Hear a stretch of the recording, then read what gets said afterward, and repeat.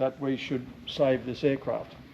And it took about 2 years, and when we got back with sponsorship to recover it, and it was in pretty good shape when it was parked next to the fire station, and still had fuel in the tanks, but the control wheels had been removed by somebody, and we had hoped that it would be in the same condition.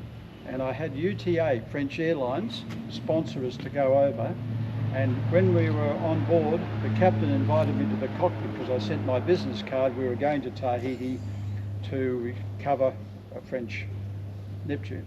And he said, "Monsieur Hunty, you will be very sad. It is burnt, destroyed." And I couldn't believe it. And I was in the jump seat of the DC-10, UTA DC-10, arrived at Papeete, and there's this aircraft not next to the fire station where they left it, but way down the end, through a swamp, past some fields at the fire dump, almost. And there's 3 Neptunes in the fire dump, all burnt and bits and pieces on the ground, and engines and all sorts of stuff around, wings sitting up like this. This one almost got to the fire dump, but it got bogged, and it was sitting there bogged. One tip tent. This one had been jettisoned off it. We didn't know where that was, but it was bogged in the fire dump about 200 yards from where they would burn them. So we went across and had a look at it, and it had been vandalised. Kids had been on board, smashed every instrument, thrown all the black boxes down. It was in a pretty sorry state. And so what I did was go and get a battery cart from way up. Well, first of all, when I got on board, everything was smashed, instruments and things missing.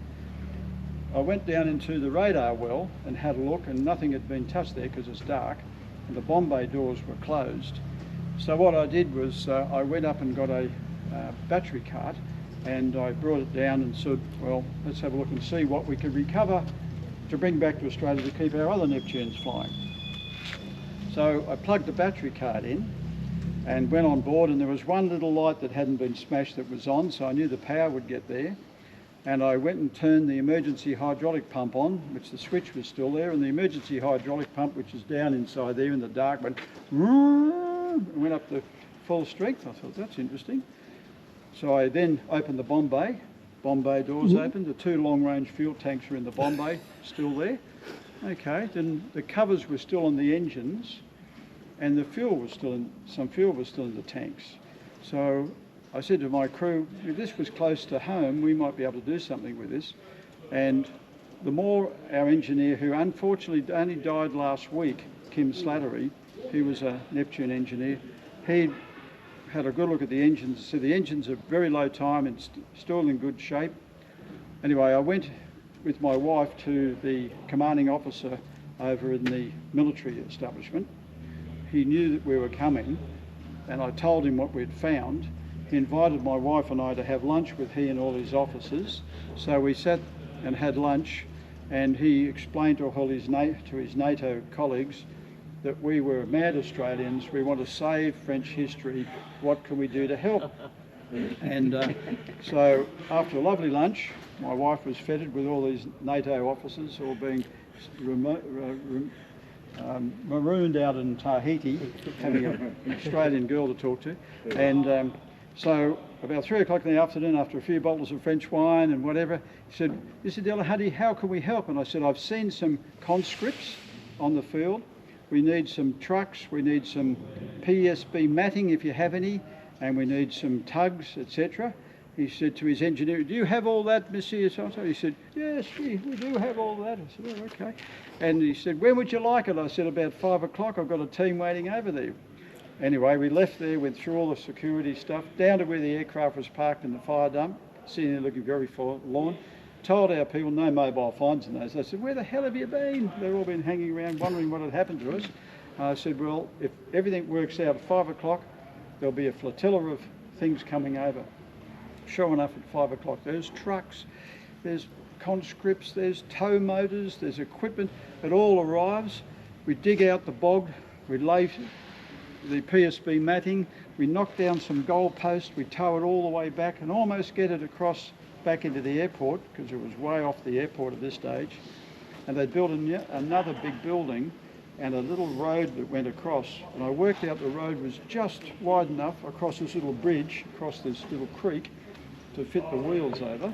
And I had my engineer who died last week towing the aircraft, and just as we were getting to go there, the tip tank was actually off the other side, because I worked out with the tip tank off we could just get across this culvert.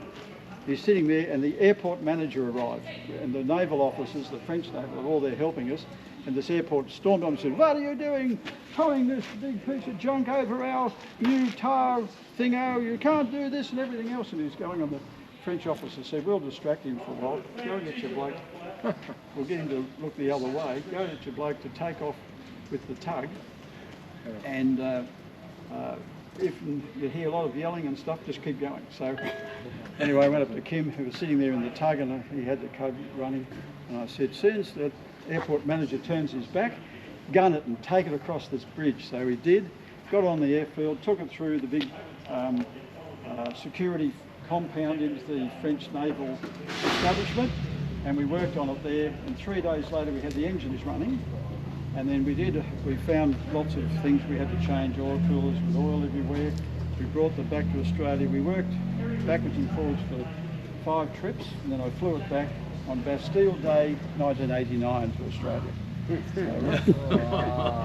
So we want to put this on board somewhere, Harry. Yeah, I'll hang on to it too. And I've got to go to meetings because we've got this air show. Up, sir. So I'll need to leave now.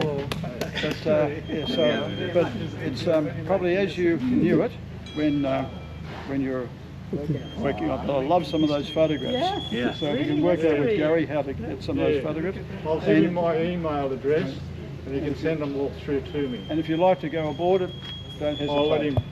The batteries are being charged at the moment, but if you wish to go aboard and see it, because it's the most complete Neptune still in the world that's capable of flying. Yeah. And in fact, tomorrow it'll be pulled a bit further forward. We're opening the cows. We've got about 3 spark plugs to change when we're running the engines last, and we'll be opening the